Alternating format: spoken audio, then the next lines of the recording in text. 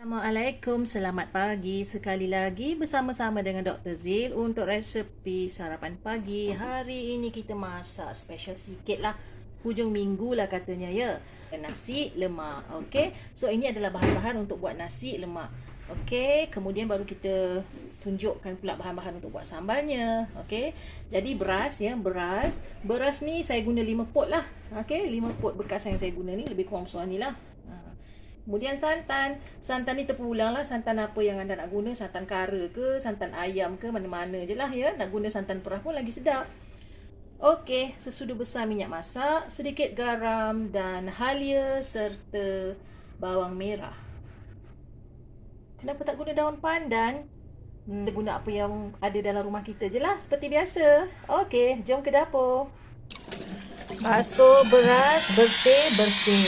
Okey, kita buang air-air keruh ni sebenarnya ya. Yang putih ni tidak lain adalah dia punya bleach. Okey, berwarna. Nak bagi beras-beras yang dijual ni putih, bersih. Okey, jadi kita basuh dia bersih-bersih. Okey. Biasa mak-mak kita ajar berapa kali? 3 kali kan? Okey, jom kita cuci.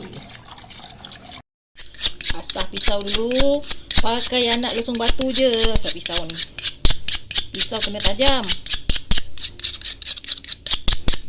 Okey. Jangan lupa cuci dulu pisau ni. Okey, sekarang kita potong. Potong kita punya bawang.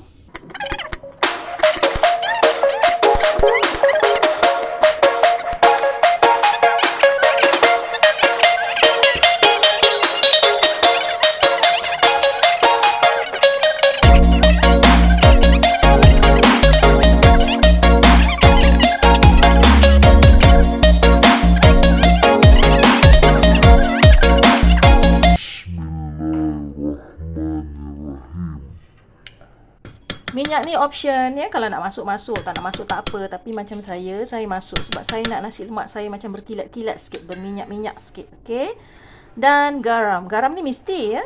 Sebabnya kalau tak masuk garam, nasi lemak kita macam tawar, tak berapa nak pecah selera lah Okey. Bismillahirrahmanirrahim. Okey, kacau-kacau dia. Dan bolehlah masukkan dalam periuk. Okey, tunggu sampai dia masak. Okey. Sekarang kita nak prepare sambal. Jadi inilah antaranya bahan-bahan kita nak buat sambal ni. Okey. Semestinya bahan utama cili kering, bawang putih, lebih kurang 1 labu, bawang merah. Saya pakai 3 biji bawang merah ya. Yang mana 2 biji tu saya kisar, sebiji lagi saya hiris-hiris untuk kita tumis dalam kuali ya, untuk bau dia. Okey. Ikan bilis lebih kurang 1 genggam besar, atau yang nak lebih bolehlah pakai 2 genggam ke Ikan bilis ni pun saya bagi 2, separuh saya goreng, separuh lagi saya akan kisar. Okey, yang separuh ni goreng, lepas tu kita campur dalam sambal lah. Okey, separuh lagi saya kisar. Kemudian gula. Gula mesti kena banyak ya, sebabnya kalau kita nak masak nasi lemak, memang dia punya sambal kena manis. Anggaran gula ni kalau kita guna sudu yang macam yang kita nampak ni, lebih kurang dalam 3 sudu penuh lah ya. Okey, garam semestinya cukup rasa, dan saya ada gunakan 1 cube ikan bilis ya untuk penambah perisa, dan sedikit saja asam jawa. Okey, asam jawa ni untuk menstabilkan rasa ya, jangan masam sangat. Okey, jom kita ke dapur.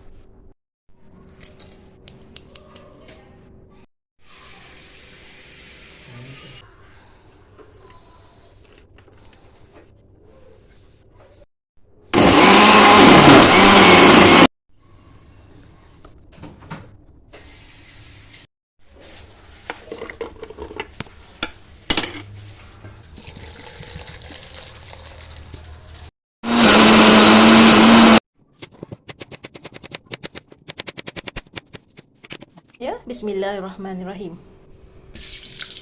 Okey.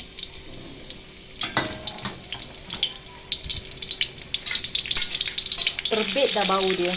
Okey, kita masukkan ikan bilis ya, lebih ikan bilis tadi yang saya bagi 2 tadi. Jadi bakinya tu saya saya ramas-ramas bagi ikan bilis tu pecah-pecah ya. So dia mesra nanti dekat dalam sambal tu. Kita tergigit tu sikit-sikit kan. Kita ramas dia bagi dia pecah-pecah. So kita masukkan, kita goreng sampai bau dia meletup ya. Sedapnya. Bismillahirrahmanirrahim.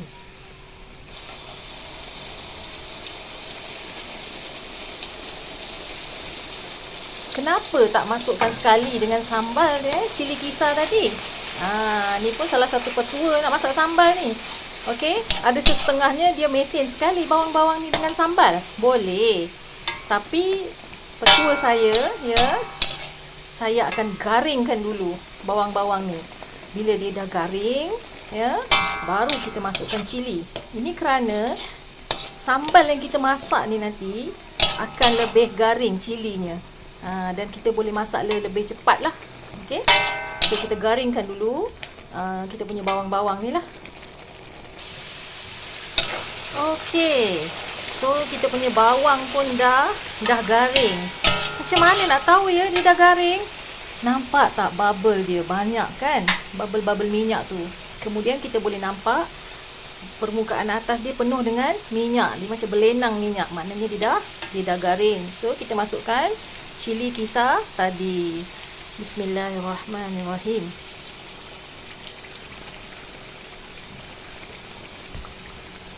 Okay. Waktu ni sekiranya minyak kita tak cukup ya, meletup-letup sambal ni keluar dari kuali macam volcano. Okey. So kita boleh kecil sikit api, jangan kecil sangat lah kecil sikit je sebab kita nak biar dia garing. Nanti kalau terlampau besar api takut dia hangit. Okey. Petua untuk bagi dia cepat garing, kita masukkan gula kita tadi. Bismillahirrahmanirrahim. Okey. Gula ni dia bertindak macam caramel tau. Ya, bila dia dah masuk dalam sambal ni, dia cepat memekat dan dia cepat jadikan cili kita ni masak garing. Okey. Masukkan terus kita punya cube ikan bilis. Bismillah. Dan juga masuk terus garam. Bismillahirrahmanirrahim. Selesai. Tunggu dia garing. Nampak tak volcano tu? Okey. Kita tunggu sekejap dia garing.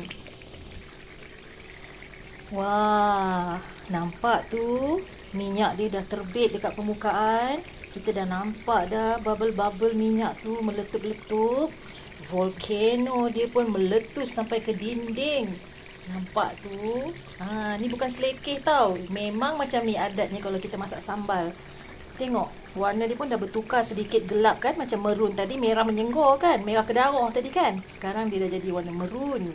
So, ini maknanya sambal kita dah garing. Okey. Bau dia jangan cakap lah. Kalau kita jenis yang duduk rumah tingkat-tingkat macam ni kan, jiran sebelah menyebelah dekat-dekat ni, memang terbau lah, meletup bau sambal ni. Okey. Baik. Sekarang kita masuk pada proses yang terakhir sekali. Pastikan dah betul-betul garing macam ni ya. Dan nampak minyak dia terbit. Kita akan masukkan air asam jawa. Ingat, air asam jawa masuk penghabisan sekali setelah kita punya cili betul-betul garing. Bismillahirrahmanirrahim. Okey, tadi kita blend cili, ada saki-baki cili tu kita letak air, masuk je. Bismillah. Gaul. Okey.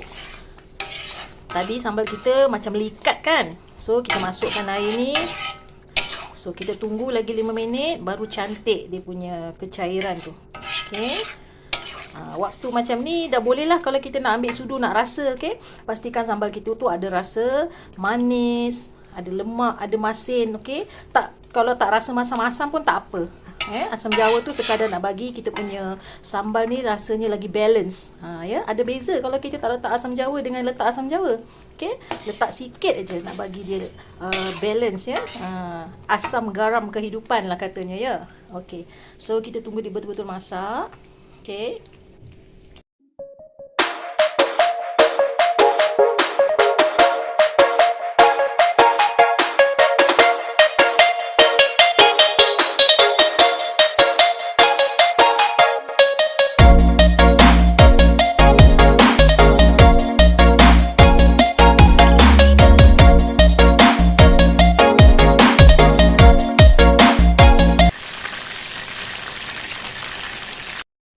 Okey, dan bahagian yang ketiga adalah bahagian aksesori nasi lemak tu, ataupun dia punya bahan-bahan sampingan lah, ya, yang mana aksesori ni kalau tak ada pun nasi lemak kita tak lengkap. Okey, so dah ada nasi, dah ada sambal, mestilah kena potong timun, mestilah ada telur rebus, ataupun kalau tak nak telur rebus boleh buat telur mata, ataupun telur dadah biasa pun boleh, dan kacang. Kalau di rumah anda ada ikan bilis yang kecil-kecil tu, anda boleh goreng ikan bilis kecil-kecil tu garing-garing, lepas tu campur sekali dalam kacang ni, kita makan bersama nasi lemak.